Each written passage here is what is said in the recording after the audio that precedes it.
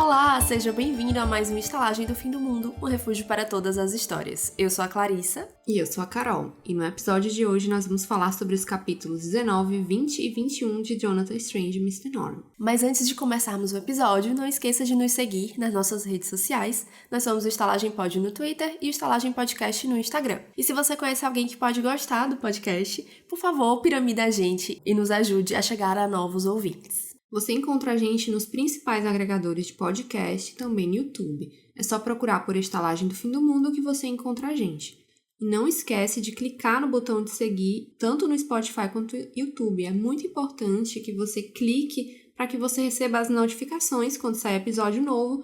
E, claro, ajuda a gente também a alcançar mais ouvintes. E você já sabe, mas não custa lembrar, esse episódio tem spoiler dos capítulos que a gente tá citando e dos capítulos anteriores, mas a gente não vai trazer spoiler dos capítulos futuros. A gente tá relendo o livro, comentando como se fosse pela primeira vez, né? Que fosse uma primeira leitura. Então fica tranquilo, se você tá lendo pela primeira vez, a gente não vai comentar os eventos futuros da história.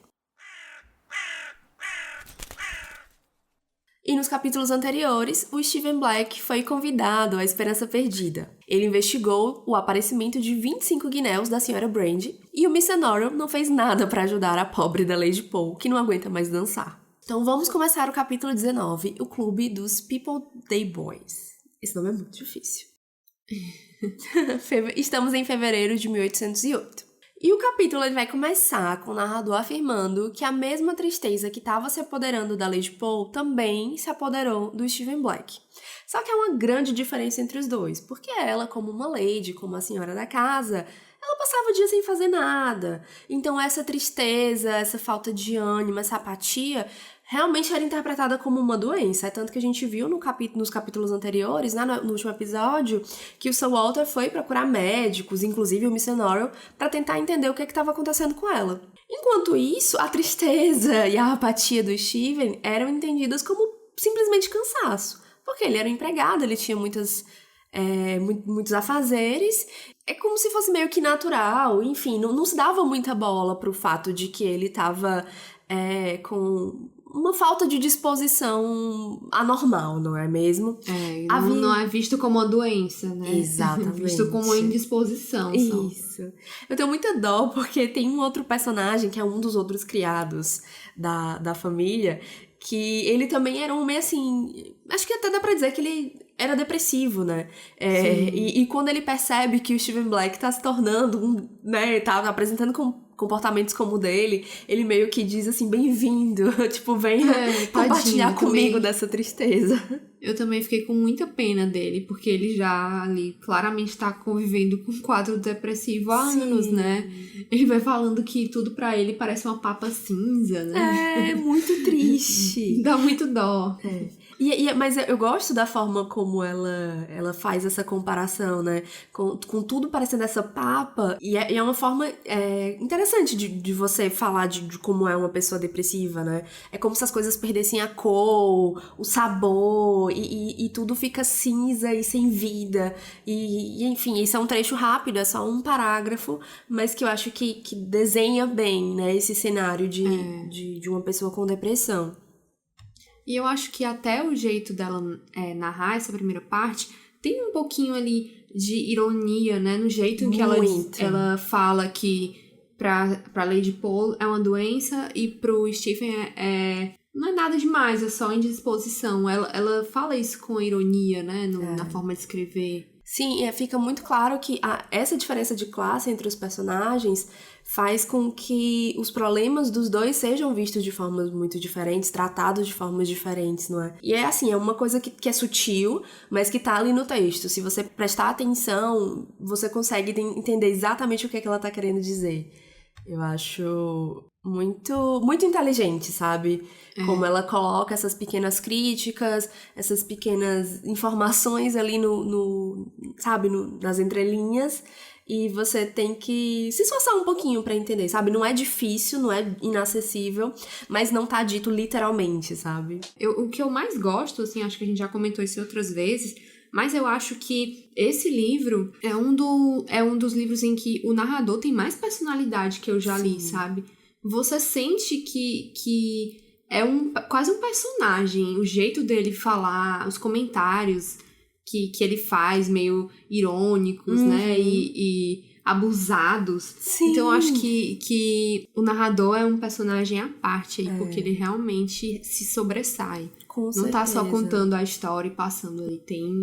É como se existisse de fato um alter ego ali por trás, né? Não, e eu sinto que ele não tem aquele compromisso de ser... Ai, como é que os jornalistas... Parcial? De ser parcial, né? Ele deixa muito claro quando ele gosta de alguém, quando ele não gosta, a opinião eu te dele... falei errado. É imparcial. Imparcial. Isso. Mas acho que deu pra entender, né? Ele se coloca muito no que ele tá contando, né? Você entende bem de quem ele gosta e de quem ele não gosta, né? Sim, demais. E é ótimo porque ele acaba influenciando a gente, né? E mesmo a gente vendo, assim, que ele é um personagem da história, mesmo que seja um personagem que a gente não sabe de fato quem é legal acompanhá-lo, sabe? Tipo, conhecer essa pessoa que não é nominada, né? E eu lembro muito do Neil Gaiman, naquela introdução dele, na edição da seguinte, que ele fala disso, né? De que o narrador, ele é um personagem da história e que é como se o nome dele não tivesse ali no título, assim, não tá exposto, né? Mas é como se ele estivesse ali meio que por trás do Jonathan Strange e Mr. Norrell. Existe esse outro personagem que não é dito, mas que ele é tão importante que é como se ele estivesse presente no título mesmo que escondido, sabe? Sim, bem legal. Enfim, vamos continuar. O Steven, ele tava se sentindo mal, como eu falei antes, não é? E era como se ele tivesse meio sonâmbulo, como se ele estivesse vivendo tudo meio dentro de um sonho. E nesse sonho as coisas mais estranhas aconteciam. A gente viu alguns exemplos dessas coisas estranhas no episódio passado. E exemplificando aqui, né? É como se novos cômodos estivessem surgindo na casa dos Poe. A gente viu isso acontecendo quando ele conhece lá o Cavaleiro de Cabelo de Algodão. E tem algum motivo... Por algum motivo, na verdade, o Steven, ele parece saber do que se tratam esses cômodos, né? É como se ele visse assim, surgiu uma porta aqui nesse corredor e essa porta leva pro arsenal da torre X, sabe? É muito... até ele se surpreende por perceber que aquele cômodo, aquele lugar não deveria estar ali, mas por saber do que se trata, sabe? E aí acho que é por isso que ele fica nessa aura meio de eu não sei o que eu tô vivendo, se é realidade ou se não é. Porque ele entende, mas não compreende o que tá acontecendo, sabe? Sim. E é quase como se a casa dos Poe e Esperança Perdida, né, que é aquela casa que pertence ao Cavaleiro de Cabelo de Algodão, elas estivessem meio que se mesclando, sabe? Como se você conseguisse saltar de um lugar ao outro apenas atravessando um corredor, uma porta, subindo uma escada, não é? A conexão entre os dois lugares estivesse... assim, muito fácil, tá entendendo? Lembra como de se fossem realidades paralelas que estão sobrepostas, isso. Né? E ele consegue acessar as duas. Exatamente, é exatamente isso. E aí, ao ver esses lugares, não é, de estranhos e diferentes, o Steven, ele acaba se sentindo um pouquinho mais como a si mesmo. É como se aquelas imagens acabassem despertando nele quem ele é, né? E tirando ele um pouco desse lugar, desse sonho vazio, e fizesse com que ele voltasse a ser quem ele era antes disso tudo acontecer. E aí, num certo dia, o Steven vai ao People Day Boys, que era um clube dedicado aos criados de alto nível de Londres. E, chiques. Né? Eles tinham um dia de encontro lá, uma vez por mês, que eles se reuniam pra conversar, pra fofocar dos seus patrões. Enfim, como qualquer clube desse tipo, não é? Mas o clube tava, enfim, aberto nos outros dias e ele parou lá pra, enfim, tomar uma bebida, dar uma descansada. Chique ele, né, pediu um vinho do Porto. Não é maravilhoso? Fino. Queria, inclusive, o vinho. E aí o Steven, como ele não tava se sentindo no seu melhor momento, né? Ele acaba se sentando num lugar reservado.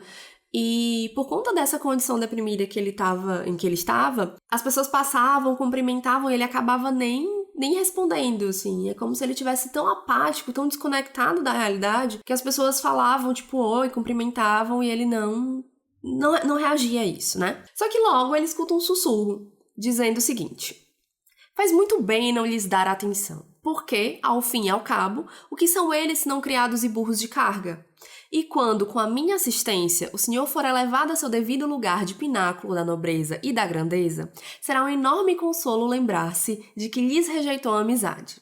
Quem mais poderia ser tão soberbo dizendo coisa desse tipo do que não o nosso querido Cavaleiro de Cabelo de Algodão, não é mesmo? Foi ele quem falou, e ele logo surgiu e se sentou junto ao Steven.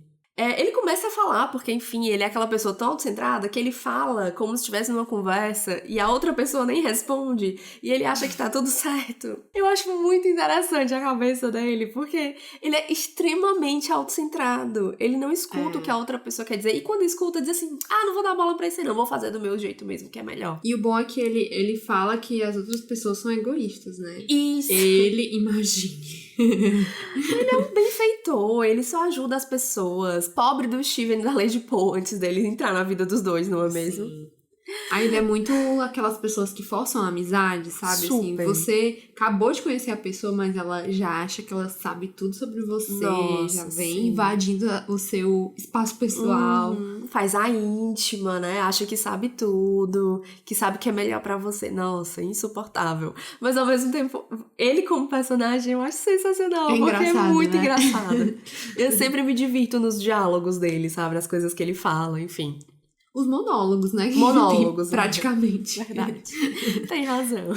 E aí ele se sentou junto com o Steve, né? E já vai falando, e fala sobre como ele tava decepcionado com aquela Londres que ele encontrou depois de tanto tempo, né? Porque a Londres de antes sim é que era boa. Porque era uma Londres que vivia magia, que você encontrava criaturas mágicas por todo lado. E que a magia dessa Londres, olha aí uma informação importante, era muito influenciada por ele, dependia muito dele. Então o fato da Londres de hoje o incomodá-lo provavelmente está relacionado a isso, né? Inclusive, ele faz uma comparação entre o Steven, que é sempre muito educado, e outras pessoas ali de Londres que são mal educadas, que não sabem seguir os protocolos corretamente. E eu acho que ele tava ali dando uma cutucada, uma indireta pro Mr. Norrell, sabe? É que tem uma coisa engraçada que ele também fala, é que não tem nada melhor do que uma pessoa chegar e falar com você e se referir a você com todos os seus títulos honoríficos. Sim! Nossa, não consigo pensar em nada melhor que isso. Nossa, imagine. com certeza. Ele é muito engraçado. Ou seja, ele gosta que as pessoas puxem o saco dele. Sim. Em suma. E lembrando aqui da série, o ator que faz ele na série acaba trazendo um lado bem mais sombrio do personagem, sabe? A gente já comentou isso antes, mas que eu acho que o do livro, né, o Cavaleiro do Livro, me agrada um pouco mais, porque ele dá um certo medo, sabe, ele tem aquela coisa de eu não sei o que esse personagem é capaz de fazer, mas por ele ter toda essa audácia, eu não sei, eu acabo gostando um pouco mais, porque ele acaba flertando um pouco mais com o humor, sabe? Ele é um pouco mais cômico, né? Enquanto o outro é só assustador sombrio, mesmo, né? Não tem tanto essa parte do humor. Exatamente. O que não é ruim, eu gosto da interpretação, mas eu acho que me agrada um pouco mais esse lado mais cômico dele mesmo. Enfim, continuando, o Steven ele parece não reconhecer o Cavalheiro, porque é como se o encontro entre eles tivesse ocorrido num sonho, né? Ele ainda tá meio confuso sobre o que aconteceu em Esperança Perdida, então ele relata que só se lembrava de ter sonhado com ele. O Cavaleiro de Cabelo de Algodão, ele se irrita, ele perde um pouco a paciência ali, e diz assim, olha, é óbvio que a gente já se encontrou diversas vezes em Esperança Perdida. Minha mansão claramente não é um sonho. Que audácia você sugerir isso. E ele diz, inclusive, que Esperança Perdida ainda estará de pé quando Londres cair, dali a uns 2000 anos. E aí a gente vê que o Cavaleiro, ele tá afirmando, né, saber o futuro. E essa não é a única previsão do futuro que ele faz nesse capítulo. E aí, enquanto eles conversam, o Steven acaba descobrindo que tudo que estava acontecendo com ele realmente havia sido um encantamento, né? Ele havia sido encantado pelo Cavaleiro. E ele diz que não entende o porquê que ele merecia tanto, já que ele era só um empregado, né? E que, pelo tom do Cavaleiro, aquilo parecia ser uma coisa boa, então o Steven acreditou. Que é mais uma confirmação dessa personalidade do Steven, que a gente já falou no episódio passado bastante, não é? Que ele é muito... ele é um homem muito... eu não sei que palavra usar. Pera, deixa eu organizar meus pensamentos. Acho que humilde, sim. Ele não... Ai, meu Deus. Faltou a palavra, sabe? Mas assim, ele é muito... Ele não confronta, né? Isso, e ele acredita nas pessoas, sabe? Se o cara tá dizendo que isso é uma coisa boa, ele, não, tudo bem, então você é uma pessoa, sabe, de boa aparência, parece uma pessoa boa, então eu vou acreditar em você, não teria por que você me enganar. Ele é ingênuo, pronto, acho que é um pouco ingênuo o que eu queria dizer. Sim. Enfim. E ao mesmo tempo ele não lê muito bem o cavaleiro, né? Não. Porque ele pede pra... assim, obrigada sim. pelo presente. Sim. Amei que você me considera pra caramba e me leva pra essa festa. Mas eu tô assim... Ele até diz, né? A vida pra mim se tornou um fardo. Sim. Então, se você puder me liberar desse feitiço aí, eu agradeço, beijo. E é claro que o Cavaleiro de Cabelo de Algodão não liga pro protesto dele, pro pedido, assim. Eu adoro porque ele responde assim, tipo, não seja tolo. Por que eu faria isso, sabe? Tipo, né? Tipo, não. Eu faço o que eu quero. É que na cabeça dele, isso é uma coisa tão maravilhosa que ele não consegue conceber por que alguém vai recusar uma honraria dessas, né? Exatamente. E no fim das contas, ele faz as coisas meio que dizendo que é pro bem do outro, não é? Porque ele gosta e considera muito o Steven, mas na verdade ele só faz o que ele quer e aquilo que ele acha melhor pra ele. Esse é só mais exemplo disso. Se ele gostasse tanto do Steven como ele diz... Talvez ele fizesse o que o Steven, que é um grande amigo dele, né? Estava pedindo. Enfim. Isso é verdade. E aí, o Cavalheiro, ele também acaba revelando pro Steven que os 25 guinéis que apareceram lá no comércio da Senhora Brandon, que a gente comentou no episódio passado, foi ele que deixou pra ela. Por quê? Porque ele diz... que já que o Steven e ela se casarão no futuro, é uma forma dele dar um presente de casamento, entendeu? Porque aí no casamento o dinheiro vai pro Steven, enfim. E é o que é aqui mais uma previsão do futuro da parte dele, né? A gente não sabe se isso vai se concretizar, mas fica aí a informação. Pela parte da senhora Brand, né? Uhum. Isso irá acontecer. Né? Com certeza. Ela já disse o sim, né? Só falta ele fazer o pedido. E o Cavalheiro, ele, né, continua no monólogo e acaba afirmando que o Sir Paul é o principal inimigo do Steven. Ele continua naquele papo de que o Steven tem muitos inimigos e que ele tá cercado por pessoas cruéis e que não querem o bem dele. E que isso acontece porque o Sir Paul faz o Steven trabalhar, o que é uma coisa horrorosa, não é mesmo? Que audácia fazer alguém trabalhar. E... o Steven diz, não tenho inimigo nenhum. Ele acaba até pensando, querendo defender o Sir Paul, porque eles têm uma relação muito boa, né? Inclusive, na narração, ele acaba falando de que os dois tiveram momentos difíceis, né? Porque a gente sabe do histórico de problemas financeiros do Sir Paul, e que mesmo assim o Sir Paul deu um jeito de ajudar o Steven a estudar, enfim. Eles têm uma relação muito boa. Só que antes do Steven conseguir defender o amigo... o Cavalheiro, ele acaba falando alguma coisa sobre o Sir Paul aprisioná-lo por correntes. E essa palavra desperta algo na memória, na cabeça do Steven. E ele visualiza uma cena muito, muito tenebrosa, sabe? É algo que envolve um ambiente sujo e que envolve o som de correntes, não é? Ele fica um pouco em dúvida se isso é uma memória, se ele já esteve nesse lugar, mas a memória é muito vívida, né? A imagem é muito vívida e ele não tem certeza. Só que, assim, ele não tem muito tempo de pensar a respeito. O Cavalheiro claramente não escuta nada do que o Steven falou ou tentou falar, não percebe que aconteceu alguma coisa com ele, continua no blá blá blá dele. E continua falando sobre a crueldade do Sir Walter, não é mesmo? E o Steven, quando volta a prestar atenção na conversa... ele escuta o Cavalheiro falando sobre torná-lo o rei de algum reino encantado. E o Steven diz logo, não... essa parte é engraçada. É muito bom. O Steven, não quero ser rei de coisa nenhuma. Eu acho que ele acaba entendendo que o reino encantado não é um lugar muito bom para humanos, porque o fato dele voltar de lá sempre se sentindo tão mal, tão cansado, ele interpreta como se o reino encantado não fizesse bem a ele, né? E provavelmente aos outros humanos que vão até lá. E aí ele solicita, né, como a Carol falou antes, que o encantamento fosse tirado, diz que não queria reino encantado nenhum, mas o Cavalheiro diz assim, você não sabe de nada, deixa que eu decida aqui as coisas, e o capítulo termina com o Cavalheiro divagando sobre quais são os reinos que seriam adequados pro Steven comandar. Deixa eu até procurar aqui, porque eu acho os nomes dos lugares que ele sugere maravilhosos. Me dá um instante. É quase Carol. como se ele estivesse escolhendo assim, uma casa ali na Toscana pra ele. Exatamente. Olha, as opções são bênçãos incalculáveis e tenha dó. Só que ele acha que tenha dó não é, assim, bom o suficiente pro Steven. Então ele fica lá pensando e confabulando sobre qual seria o reino apropriado. E o capítulo acaba. Gente, tadinho do Steven, sério, um amigo como esse. Você não precisa de inimigos, não é mesmo? Não precisa. Melhor não ter, né? Melhor não. Vamos agora pro capítulo 20, o chapeleiro inverossímil.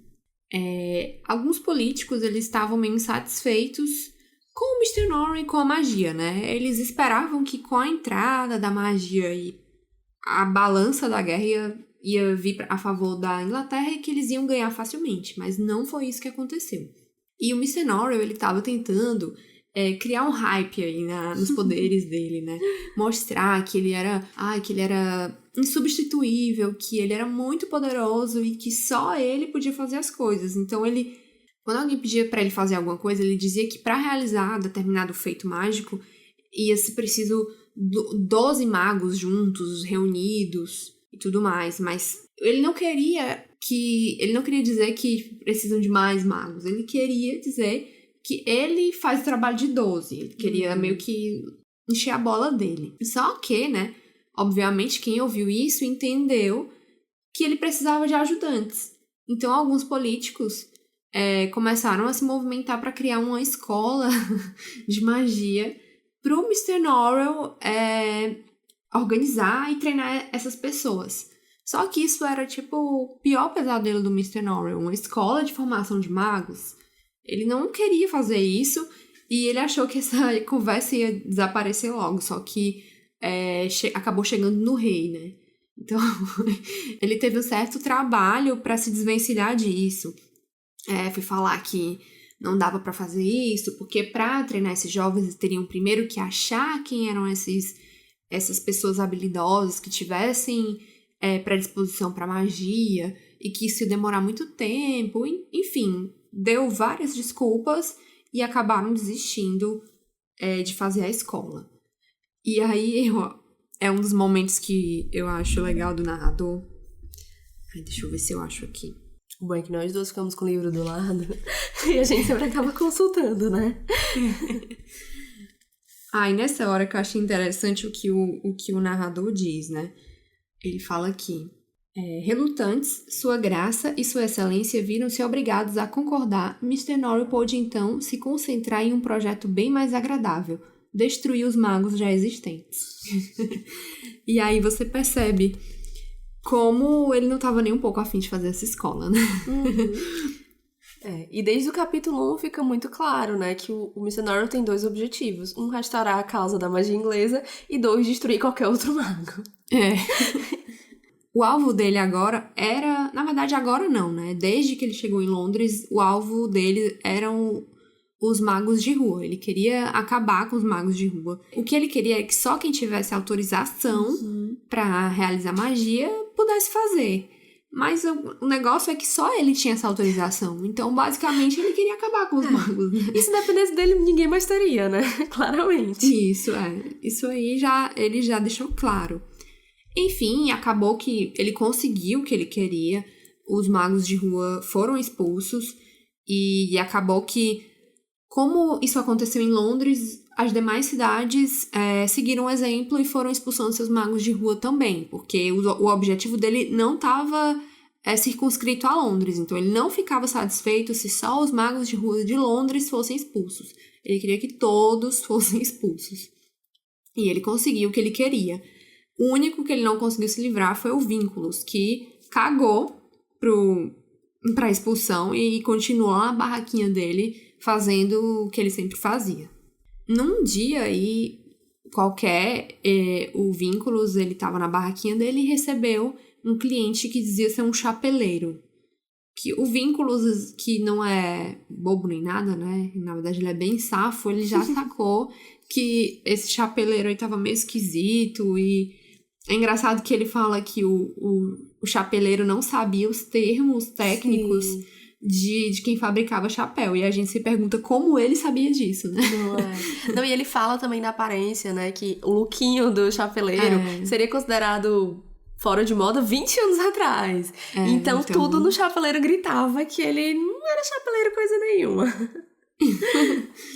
Esse chapeleiro veio pedindo um encantamento para se casar com uma das princesas para quem ele fazia chapéus, né? E aí, enquanto eles vão discutindo a respeito do tipo de encantamento, onde colocar esse encantamento, o Vínculos confronta, né, e desmascara o chapeleiro, dizendo que ele não era chapeleiro coisa nenhuma, né? E o chapeleiro, na verdade, era o Childermas, que foi mandado pelo Mr. Norrell pra lá pra se livrar do Vínculos de uma vez por todas. Mas como o próprio Childermas fala, ele tava mais querendo fazer as coisas do jeito dele, Childermas, e não da maneira como o Mr. Norrell queria.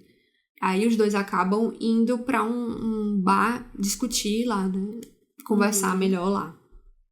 E ali, enquanto eles estavam discutindo isso, o Vínculos meio que simula uma queda, uma coisa assim, e se joga Ele é muito em cima ator. se joga em cima do Childermas e bota a mão no bolso dele e rouba um bocado de coisas, né?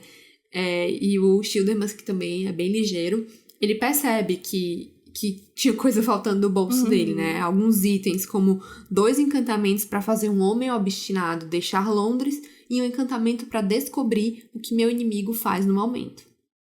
Que eram os encantamentos que o Mr. Norrell mandou pro Childermas para ele conseguir se livrar do Vínculos. Mas aí o Childermas resolve fazer isso do jeito dele.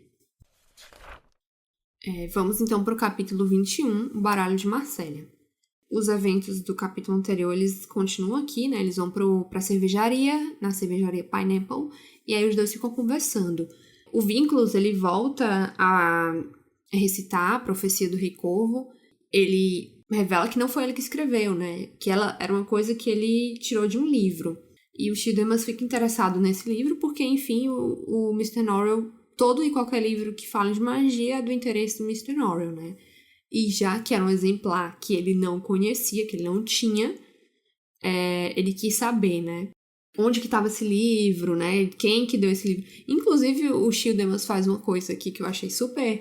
Aquela coisa do... Sabe o proletário que defende o capitalista? Sim. Que ele fala assim, você tem esse livro aí, de quem que você roubou esse livro? Horrível. Como que só porque ele é um coitado do miserável, ele não tem direito de ter um livro.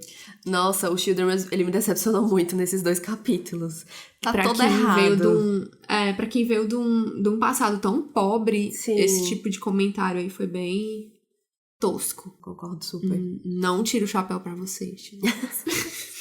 Cancelado, Childermas. Cancelado.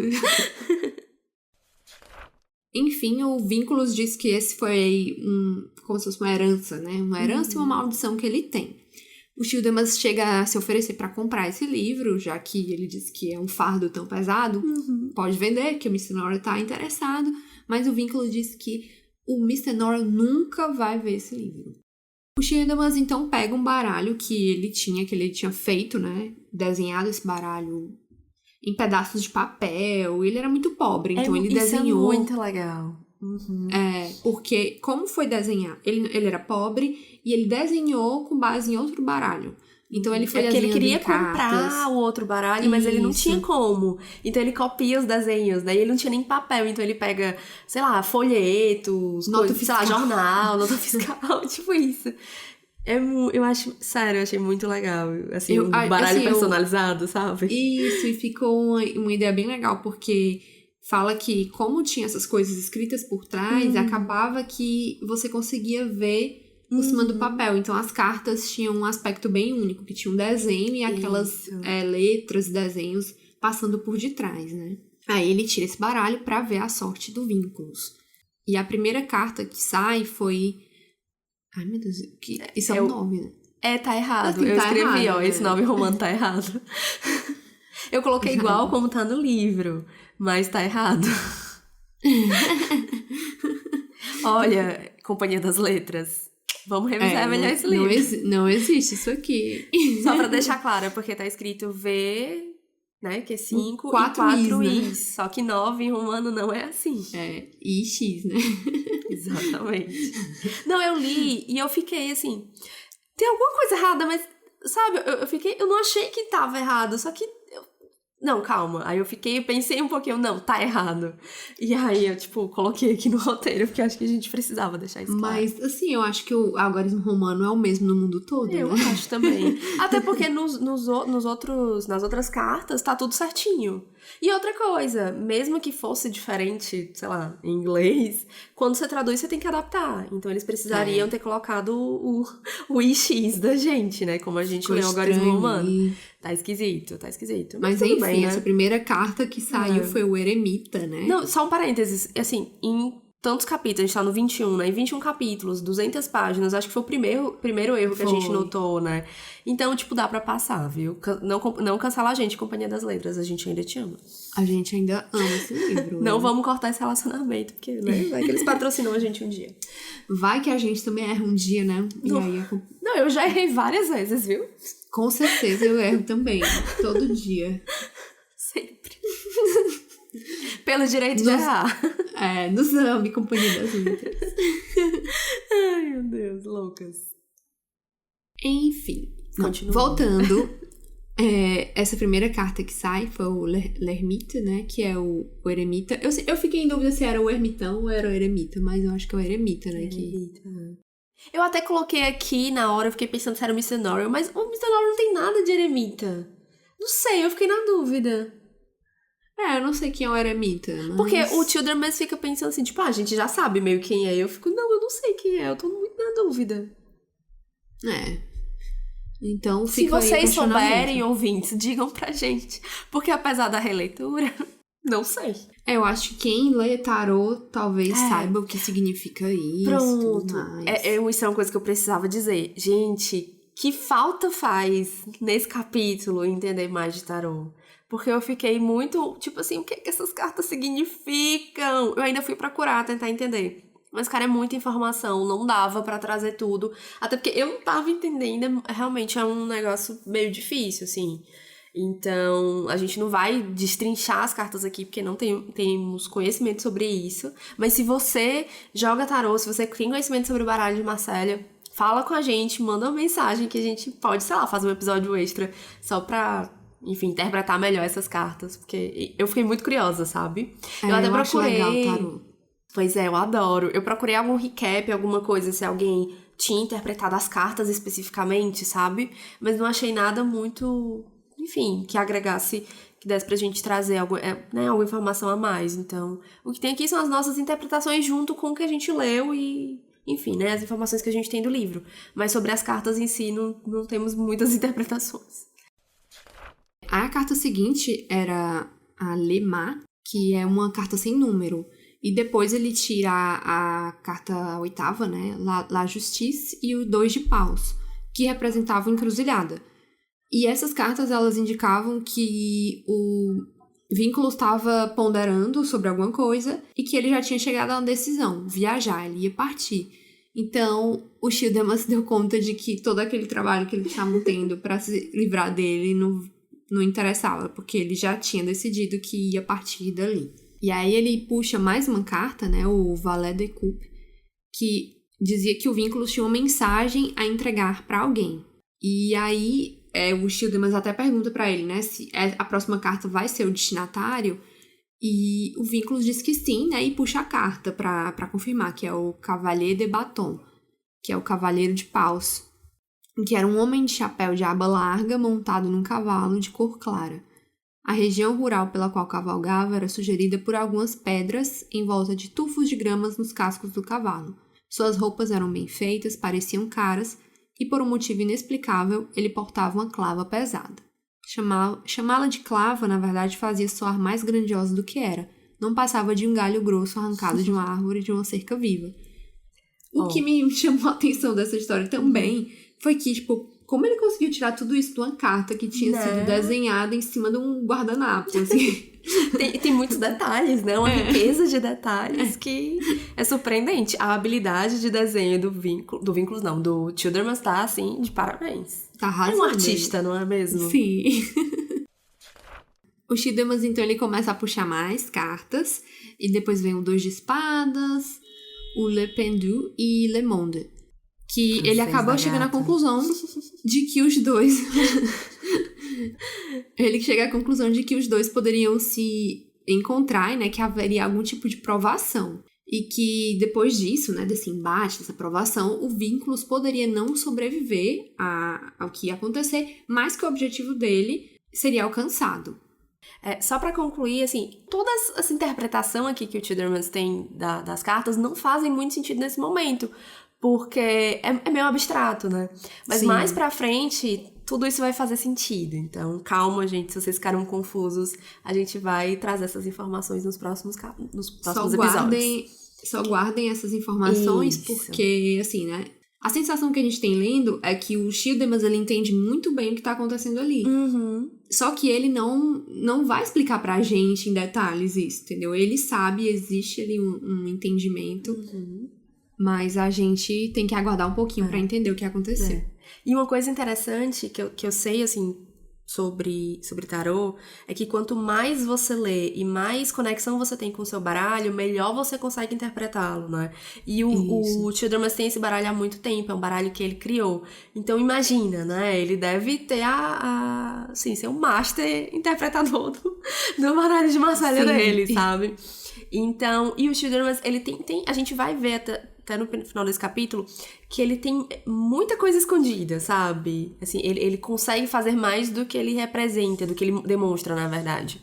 Ele não é um mero procurador, né? Exatamente. Então aqui já dá um sinal, né, de que essa interpretação dele não vem só de achismo porque ele estudou o baralho de Marselha. Não, ele tem algum tipo de habilidade aí que o permite, né, ler muito bem essas cartas. E aí, depois que ele termina de fazer essa interpretação, né, essa leitura de cartas sobre o Vínculos resolve ele mesmo fazer a própria interpretação sobre o Childermas, né? Que é uma coisa que é curiosa, porque eu sempre soube que não é bom você compartilhar o seu baralho, né? Deixar outras pessoas fazerem leitura. Eu achei curioso isso, porque quando ele vai descrevendo o que ele tá fazendo, a impressão que eu tenho é que ele diz que vai ler a sorte do Childemas, mas é como se o Childemas estivesse dando as cartas.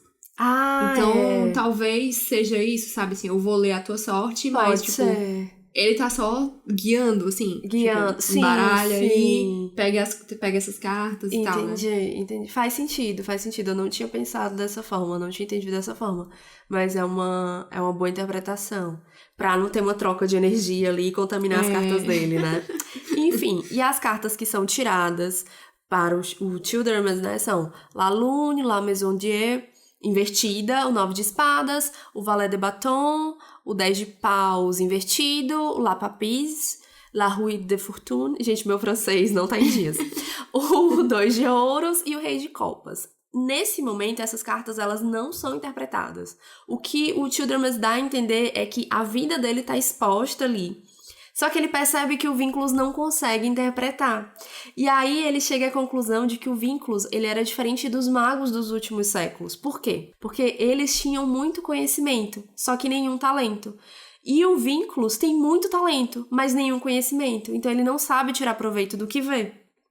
E o que é uma interpretação muito correta sobre o Vínculos, né? A gente consegue perceber que ele tem acesso a algum tipo de magia, só que talvez pela falta de algum tipo de mentor, de livros, enfim, de conhecimento mesmo do que veio antes, né? Ele acaba não conseguindo tirar o melhor proveito dessas habilidades.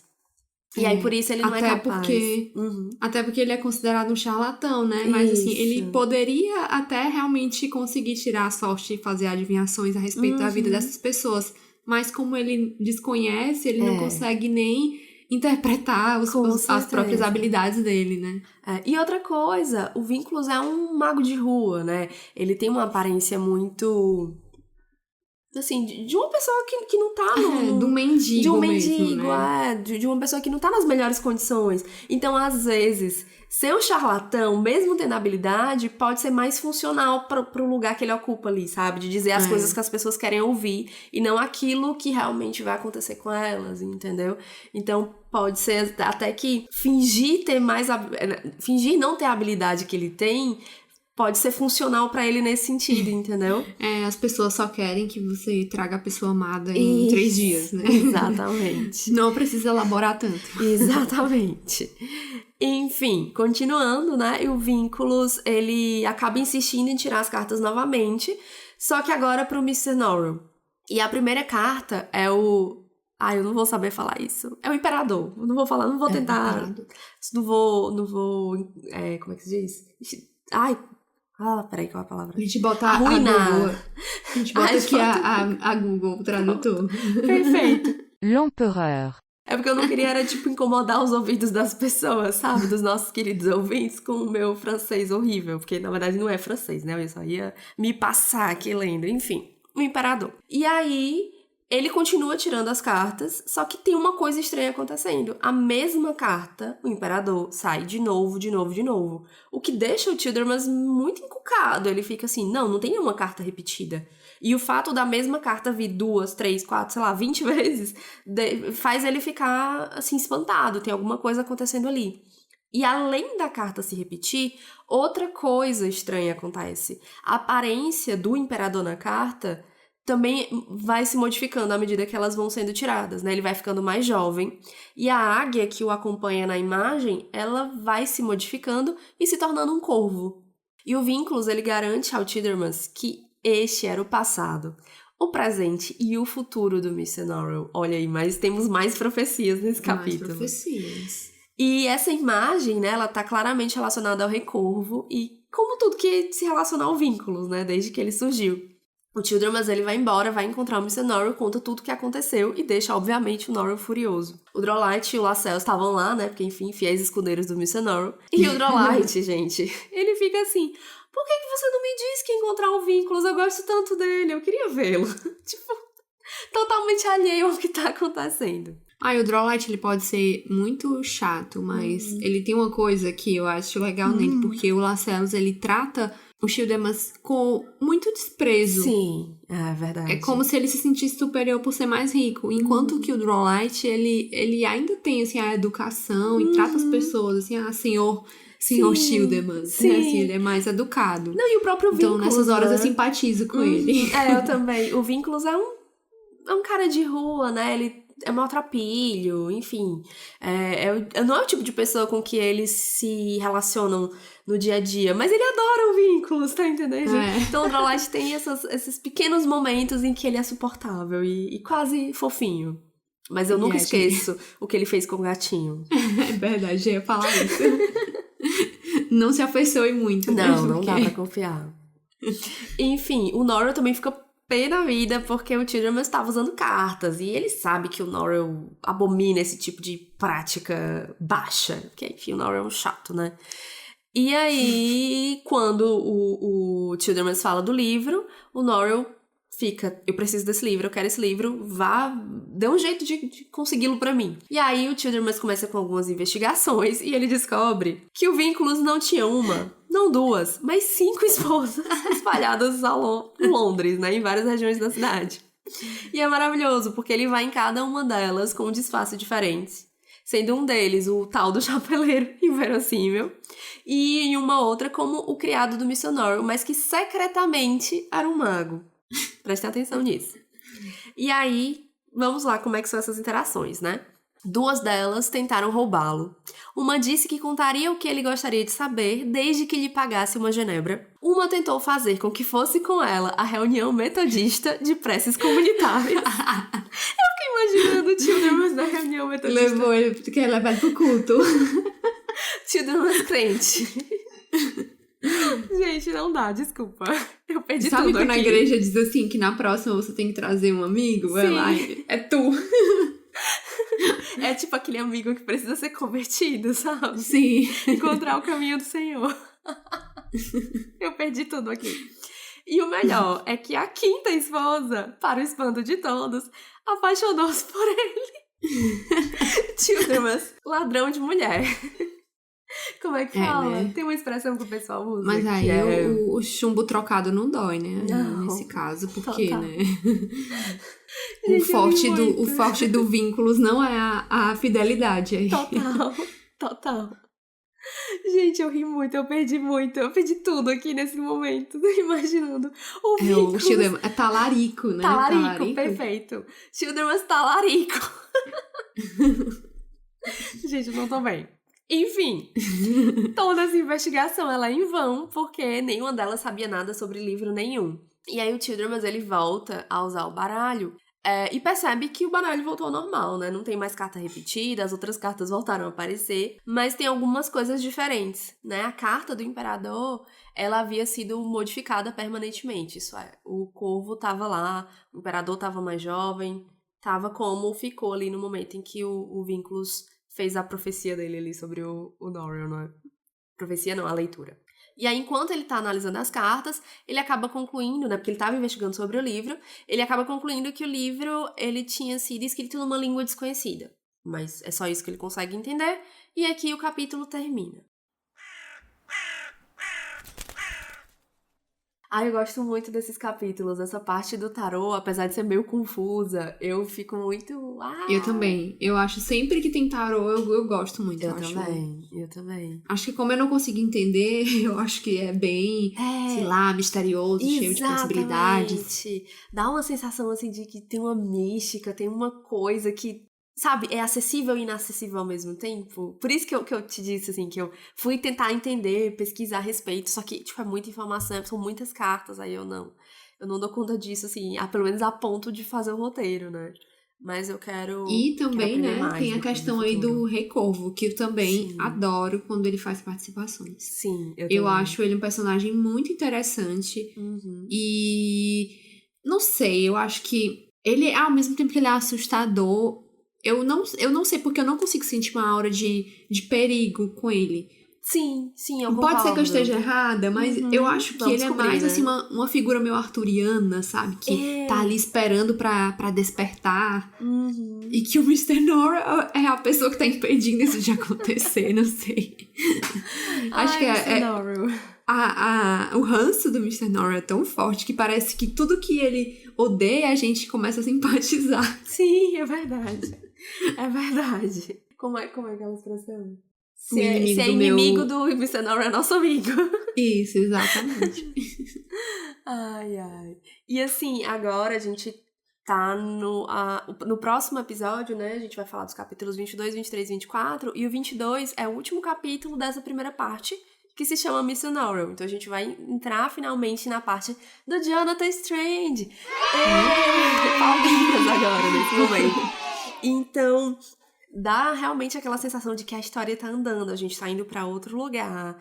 E a profecia do Vinculus e do Rei Corvo, né? Ela tá realmente acontecendo. Então eu fico, muito animada, assim. Quero, sabe, chegar em outros momentos e comentar mais coisas e...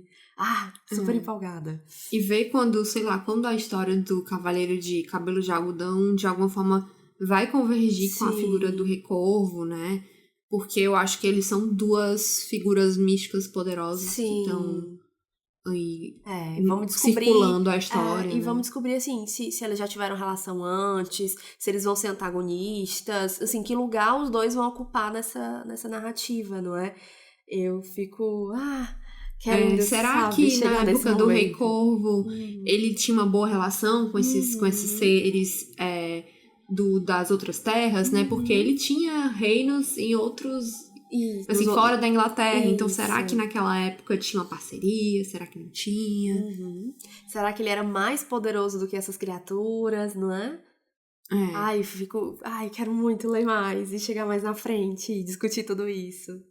Muito empolgada. Muito empolgada. Gente, leiam, venham ler com a gente. Mandem mensagem pra gente. Eu cansei de pedir, vocês ouvintes. Vocês são muito maus com a gente. A gente tá aqui, sabe, lendo empolgada e falando as coisas e ninguém manda um e-mail. É muito humilhante, sabe? Vamos lá, comunidade literária de York. Usem essa hashtag, afinal a gente nunca disse que... A gente nunca falou disso. A nossa hashtag pro projeto de leitura. Se vocês quiserem postar alguma coisa nas redes sociais, que estão lendo os livros ou qualquer coisa relacionada...